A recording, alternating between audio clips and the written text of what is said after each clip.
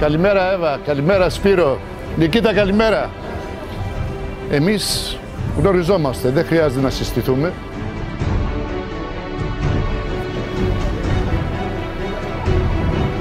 Ήμουνα πάντα ανάμεσά σας. Ο προβληματισμός σας δικός μου. Σας θέλω όλους κοντά μου. Κάθε κρίκος και ένα εσύ και μια αξία. Αν θα μείνουμε μαζί ή θα σπάσει η αλυσίδα, εσύ θα επιλέξεις.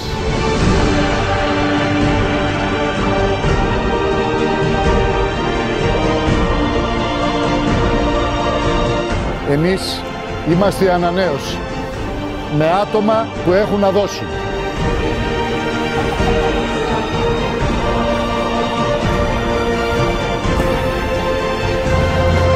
Είπαν ό,τι είχαν να πούν.